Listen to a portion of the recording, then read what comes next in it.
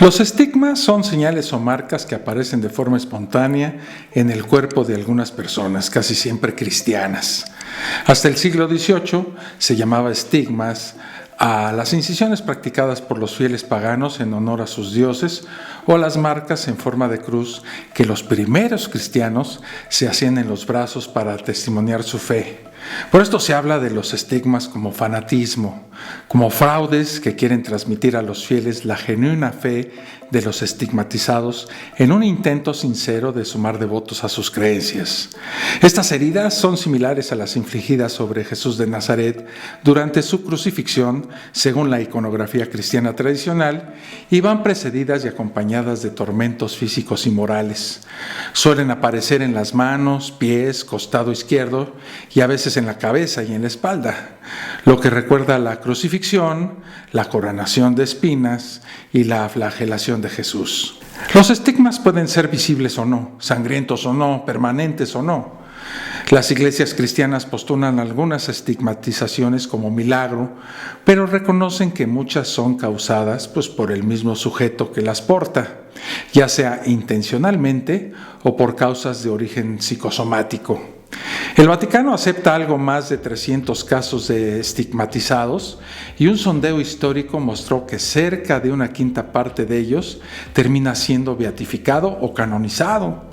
En todos estos casos, estas personas estigmatizadas son católicas. Más de una tercera parte son de Italia y el resto mayormente de Francia, de España y de Portugal, países católicos, apostólicos y romanos.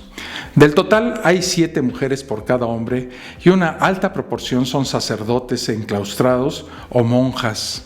109 son de la orden de los dominicos y 102 de los franciscanos, por lo que hay un 34% de laicos.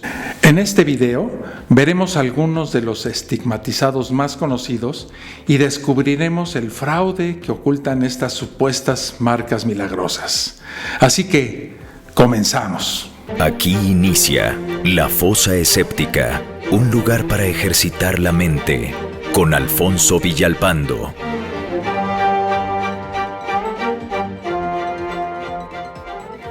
Suele considerarse a San Francisco de Asís como el primer estigmatizado, pero en realidad el primer caso en la historia sería el de la beata María de Oignies, pero pasó prácticamente desapercibida, probablemente por su condición de mujer. La estigmatización de Francisco de Asís destaca por la cantidad de testigos, unos pocos en vida, pero luego de su muerte fueron numerosos los que vieron sus llagas. Uno de ellos, llamado Jerónimo, un caballero muy culto, además de famoso y célebre, al dudar de estas sagradas llagas, incrédulo como Tomás, tomó las manos, los pies y el costado del santo en presencia de los hermanos y de otros ciudadanos. Desde entonces se convirtió en un testigo calificado de esta verdad y la confirmó bajo juramento poniendo las manos sobre los libros sagrados.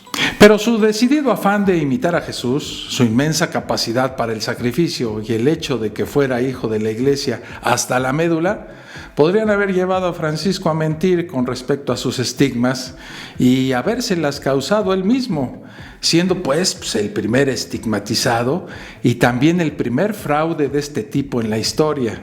La religiosa Sor Agnes Sasagawa, japonesa cristiana hasta el tuétano, recibe el 28 de junio de 1973 los estigmas de Jesús. Ese día una llaga en forma de cruz apareció en la palma de su mano izquierda. Sangraba profusamente y le causaba gran dolor, mientras una imagen de madera de la Virgen María sangraba también desde llagas aparecidas en la mano derecha y sudaba con una fragancia que podríamos decir era celestial. Esto ocurrió en la capilla del convento de la Orden de las Hermanas Custodiadoras de la Eucaristía, así se llamaban. El 22 de abril de 1984, después de 8 años de investigación y habiendo consultado con la Santa Sede, el milagro fue aprobado por el obispo de la diócesis de Niigata, Monseñor John Sohiro Ito. Declaró que los eventos de Akita son de origen sobrenatural y autorizó en toda la diócesis la veneración de la Santa Madre de Akita. La Santa Sede lo aprobó en 1988 el que ayudó a esta aprobación fue el cardenal Joseph Ratzinger, ¿sí?, quien después sería el Papa Benedicto XVI. En septiembre de 1918, el Padre Pío se convirtió en el primer sacerdote en la historia de la Iglesia en presentar estas marcas, y fieles de todo el mundo lo comenzaron a visitar. Exhibió los estigmas durante toda su vida, pero la Iglesia no se ha pronunciado sobre ellos. Él estaba imbuido de una fe sincera, convencido de la existencia de Dios, de los dogmas religiosos, de su ministerio sacerdotal, y siempre actuó de acuerdo a sus creencias. En su afán de convencer a feligreses algo incrédulos, se provocaba él mismo estas heridas, como se ha descubierto a partir de nuevas investigaciones. Según estas investigaciones, el Padre Pío falsificaba sus estigmas vertiendo ácido carbólico en sus manos. El documento revela el testimonio de la farmacéutica María de Vito, quien dijo que el joven Padre Pío compró 4 gramos de ácido carbólico en 1919. Afirmó que había pasado un mes con el sacerdote en San Giovanni Rotondo, viendo cómo se aplicaba este ácido en las manos. La farmacéutica María de Vito dijo que el Padre Pío la había llamado en secreto y le dijo que no le dijera a sus hermanos de congregación. Le entregó personalmente una botella vacía y pidió fuera a su chofer para transportar de Foggia a San Giovanni Rotondo 4 gramos de ácido carbólico puro, y el Padre Pío le dijo que el ácido era para desinfectar unas jeringas.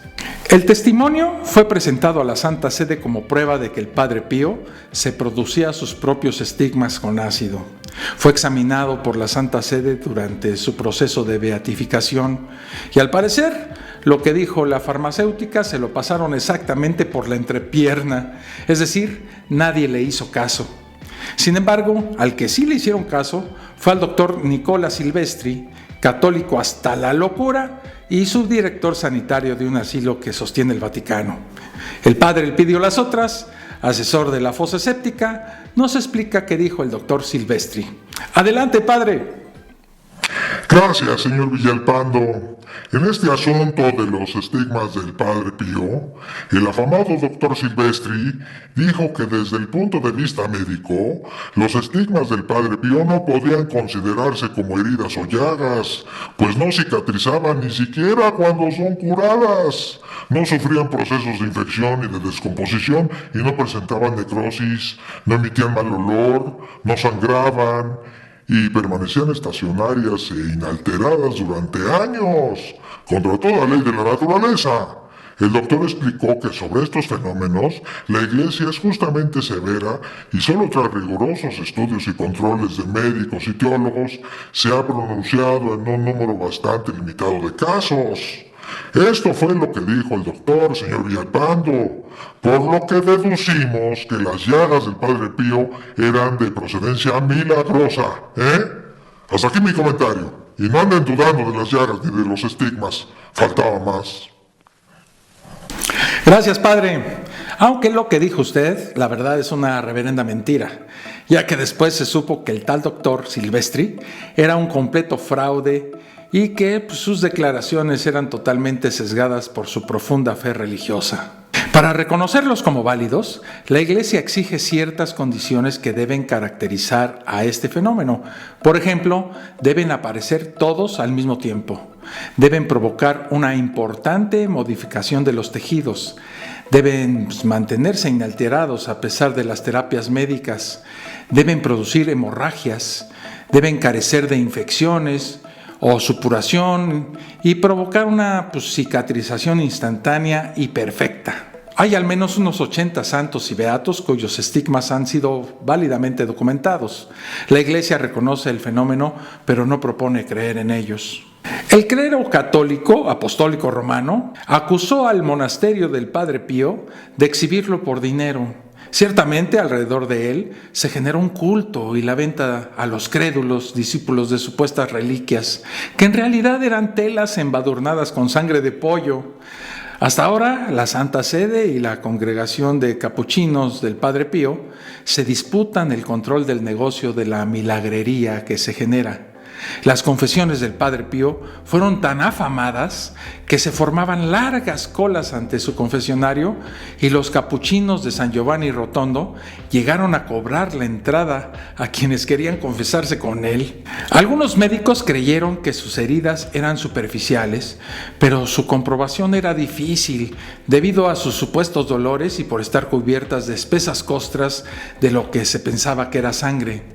Un distinguido patólogo enviado por la Santa Sede notó que más allá de las costras faltaba todo signo de edema, penetración o enrojecimiento, aun cuando se las examinaba con una buena lupa. De hecho, concluyó que la herida del costado no había penetrado la piel en absoluto.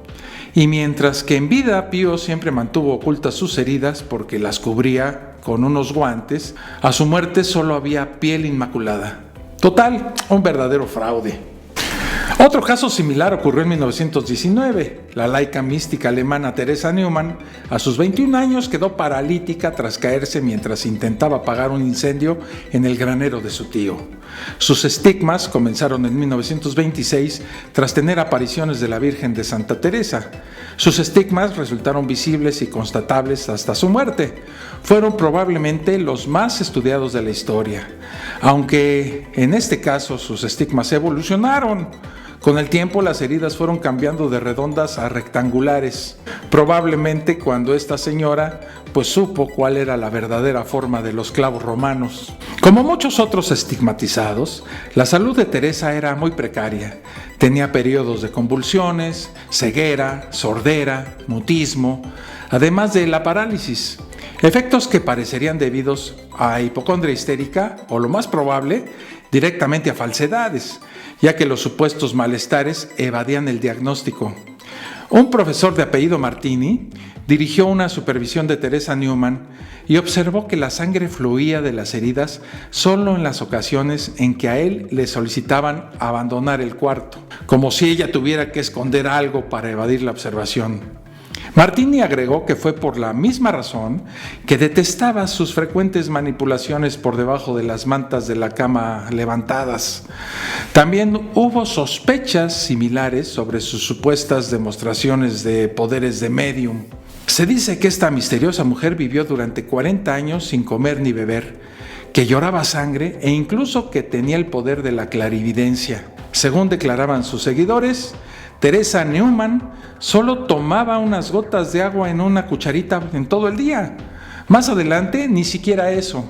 Este caso no es único en la historia del misticismo, pues otras personalidades místicas experimentaron el mismo fenómeno, como Ángela de Foligno, Catalina de Siena, entre otros muchos. Sin embargo, el caso de Teresa Neumann es el más estudiado. El ayuno fue evaluado por la curia. En julio de 1927, un médico y 4 enfermeras franciscanas la vigilaron durante 24 horas al día durante 2 semanas. Confirmaron que no había comido nada excepto un día que se comió una hostia consagrada y no padeció efectos adversos, pérdida de peso ni deshidratación. Sin embargo, ningún investigador escéptico pudo corroborarlo. La ausencia de alimentación, también llamada respiracionismo, es una concepción religiosa, principalmente propagada por la religión hinduista, que sostiene que los alimentos y el agua no son necesarios y que es posible mantenerse exclusivamente por el prana del aire. Prana es una palabra en sánscrito que significa aire inspirado o energía vital, y supuestamente esto alimenta al individuo a través de la respiración. En el marco científico, la visión mística del concepto prana carece de fundamento por no haberse podido demostrar nunca su existencia o efectos. De hecho, desde finales del siglo XX se han producido varias muertes por seguir el respiracionismo. Por otra parte, se han desenmascarado muchos casos de este tipo. Los más famosos fueron los del indio Prahlad Jani, que aparentemente se alimentaba a escondidas, y de la predicadora respiracionista australiana Ellen Greve, que dicho sea de paso, ha conseguido una fortuna con sus conferencias y la venta de sus libros. Casi se muere cuando fue sometida a un control estricto. La Iglesia Católica no ha confirmado ni negado los estigmas de Teresa Neumann. Pero también aquí en México tenemos a nuestros estigmatizados. La supuesta primera estigmatizada mexicana, Elizabeth Sánchez García, mostró el 26 de mayo del 2003 los primeros estigmas. Dijo que eran un regalo de la Virgen María. Asegura que la Virgen le dijo que no tuviera miedo y le mencionó que le daría unos regalos. Segundo después sintió un gran dolor en la frente, después en las manos.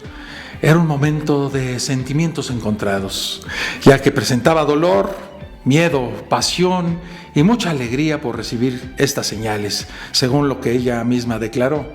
Samuel Miranda, un devoto creyente de Hermosillo, México, conocido cantante de temas religiosos, en un intento de desenmascarar a esta señora, dijo que hay falsos estigmatizados que confunden al pueblo de Dios y que uno de esos casos era ella, y sospechaba que la estigmatizada recibía donaciones por las curaciones que realizaba a sus pacientes. Por su parte, la señora Sánchez García afirmó que ella respetaba a los sacerdotes y exigía que ellos también la respetaran. Total que entre chismes y pleitos se duda mucho acerca de la veracidad de estos estigmas. Otro dramático ejemplo es el de la mística italiana Natusa Evolo, mujer analfabeta que tenía heridas sangrantes con escritos cristianos en diferentes idiomas, muchos de ellos en hebreo y arameo. Quienes la buscaron para rezar junto a ella afirmaron haber sido curados. Fue entrevistada en un programa de televisión que a causa de observaciones de los periodistas que ella consideró inadecuadas, se ofendió y se negó a otras entrevistas que no le garantizaran mayor respeto. El que estudió este caso fue el psicólogo Armando de Vicentis. Primero se intentó un estudio psicológico, pero en él se dijo que no se había efectuado en forma directa un diagnóstico sobre esta señora y que solo pudo basarse en lo que se desprendía de las declaraciones que hizo la susodicha en una entrevista por televisión. El psicólogo que realizó dicho estudio afirmó que más que un diagnóstico dermatológico seguro, es la personalidad, la historia y la cultura las que dejan serias dudas sobre la autenticidad del fenómeno. El caso Natusa, no es tan increíble como los medios pretenden, sino que se trata de un hecho culturalmente limitado y encuadrado en un contexto religioso bien preciso.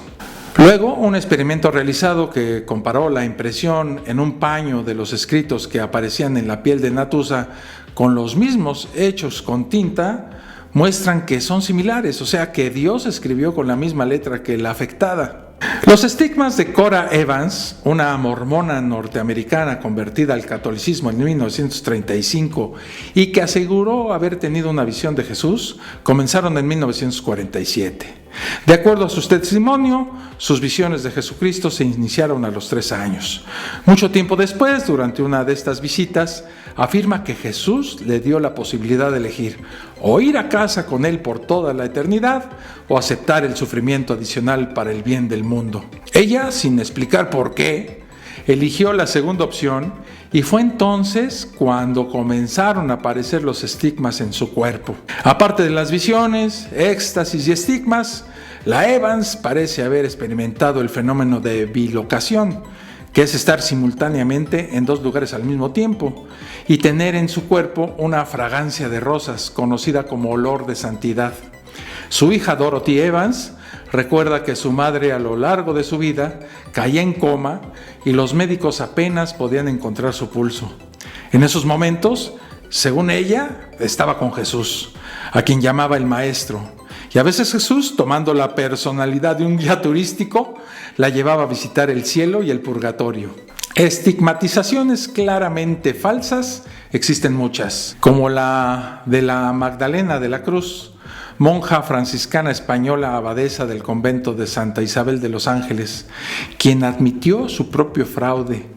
Durante muchos años fue honrada como santa en vida, con abundantes visiones místicas y milagros, gozando de gran influencia en la corona de Castilla, aunque fue mirada con sospecha por San Ignacio de Loyola. Tras caer gravemente enferma en 1543, Magdalena confesó una larga carrera de engaños e hipocresía, atribuyendo la mayor parte de las maravillas que se le adjudicaban a la acción de los demonios por los que se consideraba poseída.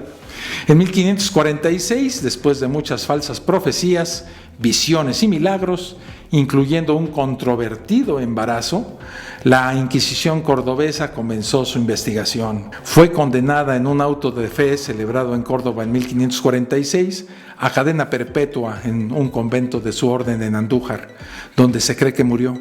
También María de la Visitación, que vivió en el siglo XVI, conocida como la monja santa de Lisboa, fue acusada por varias hermanas religiosas que la vieron pintándose una herida falsa en la mano. Fue llevada ante la Inquisición, donde le lavaron las heridas y la coloración desapareció, debiendo reconocer el fraude. Y hay muchos casos más.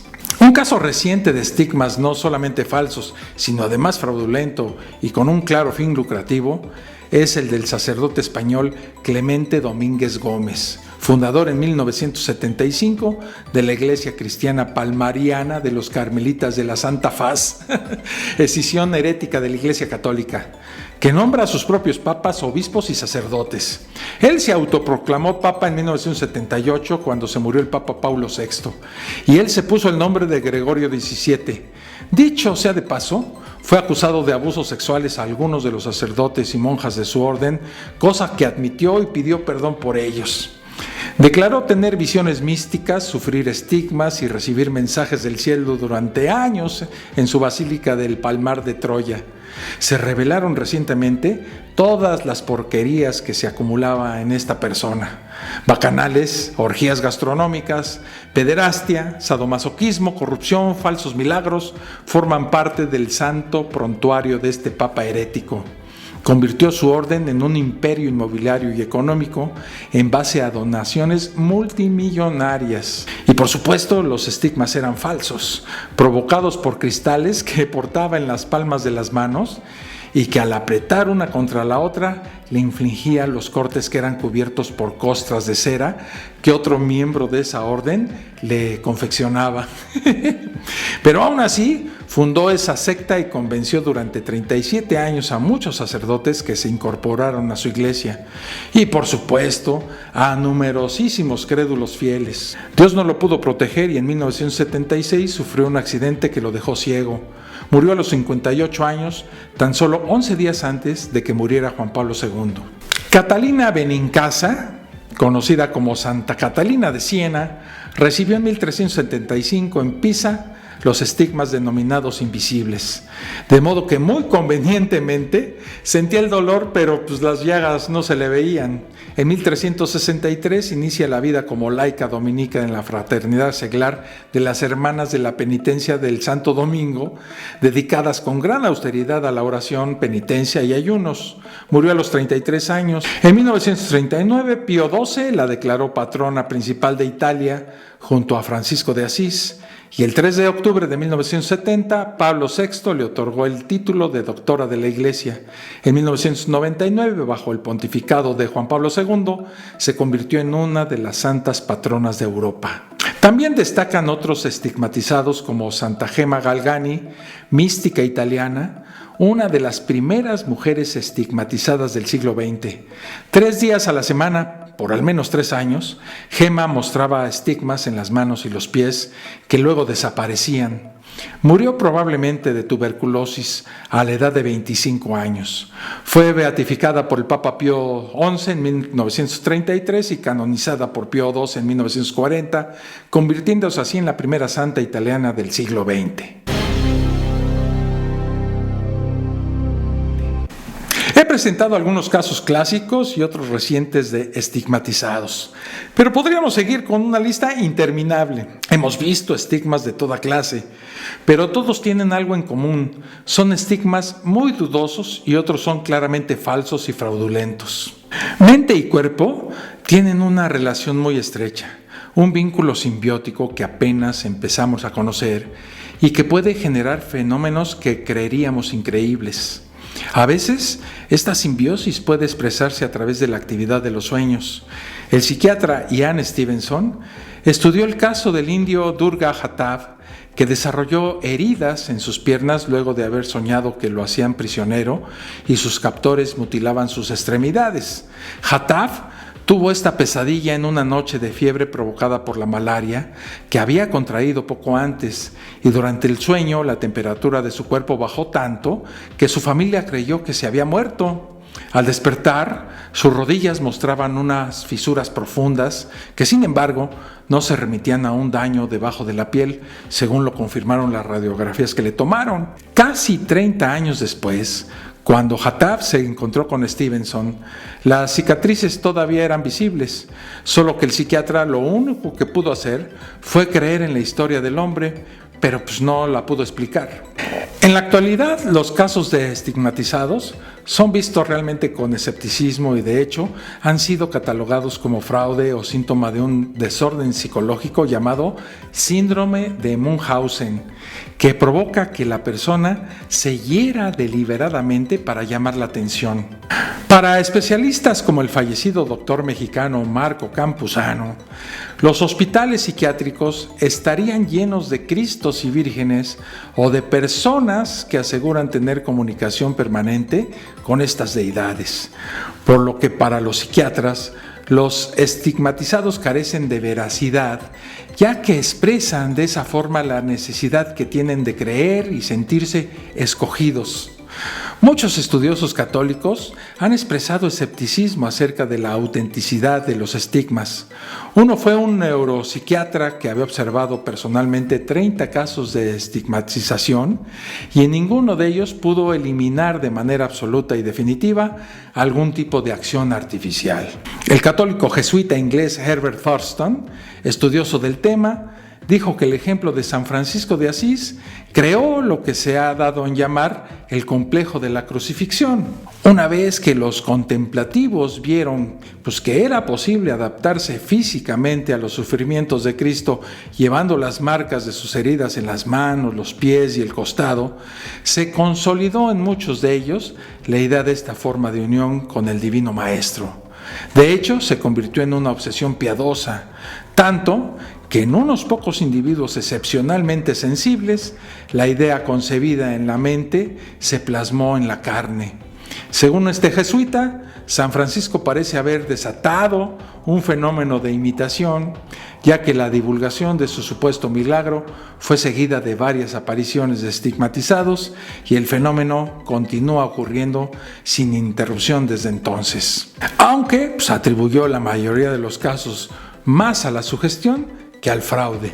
Llama mucho la atención que la divinidad se equivocó al hacer aparecer las marcas en lugares incorrectos. La herida en el costado que produjo el lanzazo que le dio a Jesús el soldado romano ha aparecido o a la derecha o a la izquierda del tórax, o bien en formas distintas, ya sea una abertura lateral o semicircular en forma de cruz. Según bien documentados estudios, los romanos clavaban a los crucificados por las muñecas y no por la palma de la mano, ya que los clavos en las manos no pueden soportar el peso de un cuerpo y las desgarrarían. Sin embargo, muchos estigmas de los clavos aparecían en las manos, hasta que las fotografías del Santo Sudario de Turín, que también es falso y del cual ya hablamos en otro video de la fosa séptica, y les dejo aquí la liga para que lo vean, revelaron que los clavos estaban en las muñecas. A partir de ahí, los estigmas de los clavos cambiaron de lugar. Así, se podría argumentar que todos los estigmas en las manos son falsos. Siguiendo con este razonamiento, los estigmatizados de la Edad Media se provocaban heridas que correspondían con las que aparecían en pinturas de Cristo que tenían a su alcance. La visión de Ethel Chapman de la crucifixión en 1974, durante la cual se dice que aparecieron sus estigmas, se basó en las ilustraciones de una Biblia que le habían regalado. Esta sólida conexión entre imágenes y estigmas es evidencia de que el fenómeno es imitativo. Por lo visto, realizar el engaño es más fácil de lo esperable. Uno por lo menos esperaría que los estigmas atravesaran las manos o las muñecas, lo que exigiría cierto sufrimiento por parte del estigmatizado, al tener que perforárselas con un clavo, una punta, un cuchillo, lo que sea, ¿no? Pero por lo visto, si se atrae fieles y se fortalece la fe, o si el negocio es lucrativo, esto no hace falta. Bueno amigos, hasta aquí el video. Les recuerdo suscribirse al canal y darle un clic en la campanita para que no se pierda ningún video nuevo. En la descripción de este video les dejo las ligas del grupo de Facebook y también las ligas para que ustedes se conviertan en patrocinadores de este esfuerzo. Hasta el próximo video. Un abrazo. Esto fue La Fosa Escéptica, un lugar para ejercitar la mente, con Alfonso Villalpando.